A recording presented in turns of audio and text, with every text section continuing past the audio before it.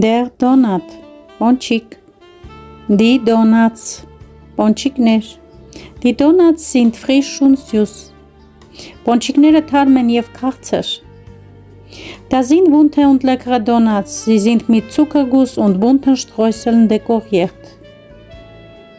Սրանք գունավոր համեղ պոնչիկներ են, նրանք զարդարված են գլազուրով և գունեղ հատիկներով ու փշուրներով.